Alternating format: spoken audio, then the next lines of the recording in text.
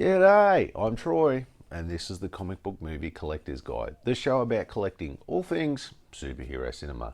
And today we're going to take a gander at Batman The Long Halloween Part 2 on Blu-ray, and we're going to try and answer the question, which was better, the comic or the movie?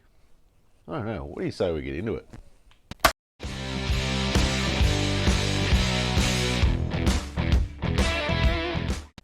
Batman The Long Halloween Part 2 is an animated superhero movie with a runtime of 87 minutes. The film was released on the 27th of July 2021 on digital download, and then later on DVD and Blu-ray on the 10th of August 2021, with no 4K HD release as of this video. It was written by Tim Sheridan based off the original comic book by Jeff Loeb, with it directed by Chris Palmer. The film was produced by Warner Brothers Animation and DC Entertainment, with it being distributed by Warner Brothers Home Entertainment. It is the 43rd film in the DC Universe animated original movies, and the 4th in the DC animated Tomorrowverse movies. Now, what a lovely case yet again. Just get a good look at that. Yep. Another painted case, just like the last one, and just as good as the last one. And as I said before, it fits nicely. If you put the two covers together, you get this joint picture across the front. Such a great idea, especially when you've got parts 1 and part 2, that you can do that sort of stuff. On the spine, same again, they're doing this DC Universe thing across the side. Like I said before, not the way I put mine together, but if you are, I reckon that's going to look awesome on the shelf. And of course the back, same thing. We've got this nice painted thing again. We've got the whole sort of like Thanksgiving table thing going on there. And same again, you put the other side to it, you get this nice picture across the back. That's a really great touch in my book. Now, if we look at the disc, yet again, this is the disappointing thing about these two releases. The cover is fantastic, yet the disc is just a black printed Batman.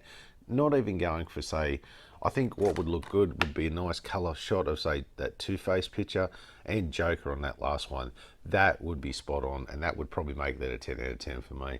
So overall, another great job on this Blu-ray, but yeah, I hate, for me the disc lets it down. So that's why I'm going to give this a score of 9 out of 10.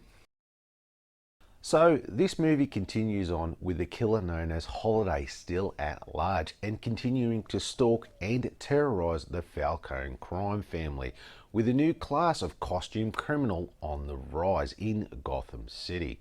With each death, Batman begins to suspect that his former ally may be the serial killer he is actually looking for. Now look, this is great. This picks up straight off from where the last movie finished off, with Poison Ivy in control of Bruce Wayne, which I think is great, because what you could do is you could cut the first part and second part together, make this big epic 3-part movie, real Zack Snyder style, if you know what I mean. Oh, that movie was epic! Now for the script here, it's just as good as the first one. It really covers some great plot points, with the decline of Harvey into Two-Face and his sort of rocky relationship with his wife. And then on the other side of things, you have the Carmine Falcone dealing with watching his crime empire just crumble around him, like one death at a time. And then to top it off, you have Bruce coming to terms with the sins of his parents and kind of working out what type of crime fighter he wants to become. So look, so many great stories are going on all at the same time that you really couldn't have done this unless you did 2 movies, to sort of let these stories breathe, take shape, and sort of give them time to tell them properly. I hope I do it justice. This by far is the best adaptation DC has done to date, and I hope that they have learnt from their past indiscretions with adaptations. And I hope they just stick with this, stick with doing the source material that made the story great, and not try and do this thing where they twist it and turn it into something that sort of fits this connected universe rubbish that they've been going for a while. So look, for that, I'm going to give this a score of 29 out of 30. So as I mentioned in my first part review, this is an adaptation of the 13 comic book limited series of the same name, written by Jeff Loeb and art by Tim Sale, which for all parts, is pretty faithful adaptation to the source material, with the ending just slightly changed a bit, which didn't really mess with the story as a whole, which was good. And of course, the great animation style that they are sticking with at the moment just looks stellar as always, and it just sets a great tone and a mood for the film. Look, I really hope that they stick with this animation style for a while, as me personally, I really love watching it. I tell you, it's a thing of beauty. Now, as far as the voice actors go, pretty much the same as last time, with a few new additions in there, which I will have up on the list here. Now, of course, Jensen Ackles' Batman, he was great again, really can't fault him. I really like his interpretation of the Dark Knight in these movies. But for me, I felt this movie was more so, especially more so than part one, is Josh Jamal's Harvey Dent. He just really got to shine in this one, and of course later then becoming Two-Face. His performance was great, and for me this would have been probably one of my favourite version of Two-Face that I've actually seen on screen to date. And you just have to accept this is the best version of it.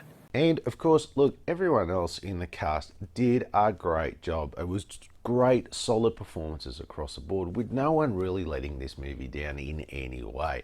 So look, a very solid follow-up from part one. So for this one, I am going to give this a 20 out of 20.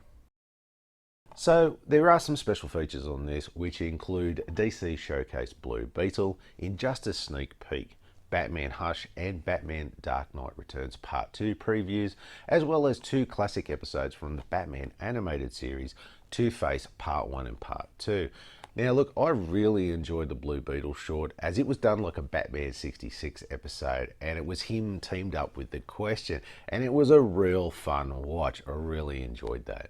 Now, as far as the other sneak peeks and previews, they're all your stock standard DC previews, which, you know, for the ones that I hadn't seen, were good to watch, and they do their job as they get you interested in the next movies. And of course, the 2 Batman animated series episodes, which of course is a great episode of Two-Face's origin, which is such a great put on here considering this is about Two-Face.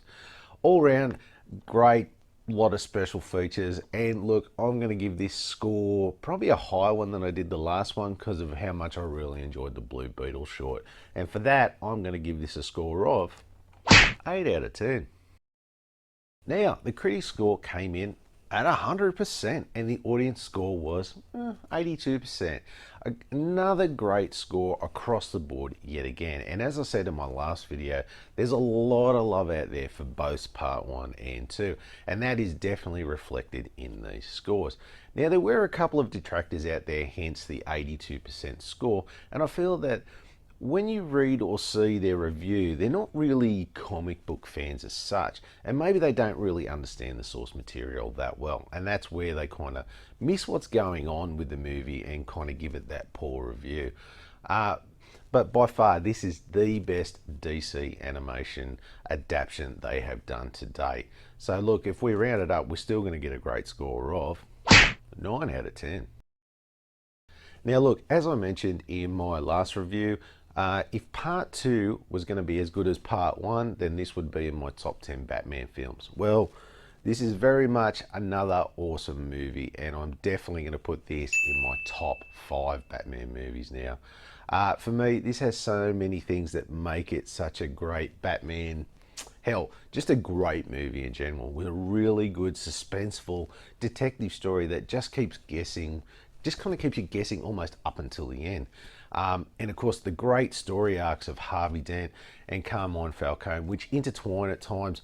So you see sort of this interesting how the holiday killings affect each one differently and how they deal with it individually, but both with tragic outcomes. Oh my goodness, no, that sounds terrible. Now, one thing I want to address, and that is the end of the movie. So look, if you haven't watched it, spoiler warning, okay?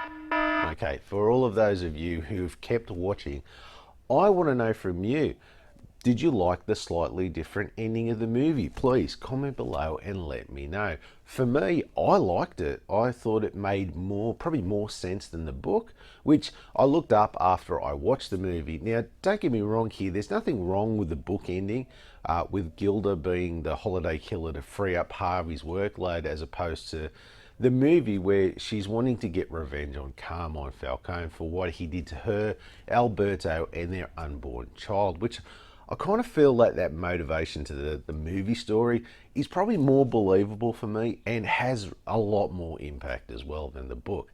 So look, for me, this is a must watch for anybody out there and something I'd definitely be watching again. So for that's why I'm going to give this a score of 20 out of 20. Okay, so first up is collectability, and if we look at the collector scale, I would say this would be more for your novice fan and up, as it has really something from everybody and is definitely a must-have for anyone's collection. Now, as far as availability goes on this one, this is definitely on your common side of things at the moment, as you will have no trouble getting a DVD or Blu-ray copy at your usual retail outlets, and there's also just so many copies out there of both Blu-ray and DVD as well on your secondhand markets like eBay. Now, as far as your average price goes, you're kind of looking somewhere between the $13 to $26 mark for DVD, and if you're looking for the Blu-ray, you're probably looking at somewhere between $15 to $45 for that one. And of course, there is nothing for 4K HD as of this video. Now, for the final score, we get a grand total of 95 out of 100. Wow. Another one of the highest scores we've had here on the channel, and it's well deserved for sure. So look, we asked the question, which is better, the comic book or the movie? They are both great, and in their own way, of course. But look, for me, I'm going to put the movie ahead of the comic book, but only just. I love them both. So, if you like this video, I've got some more reviews for you right there. And of course, maybe you want to see some of my collection updates too. I've got you covered. Why don't you click that one there? And of course, don't forget to do the most important thing, throw me a bat like, and really don't forget to hit that subscription button on the way out. Thanks again for watching, and I'll see you next time.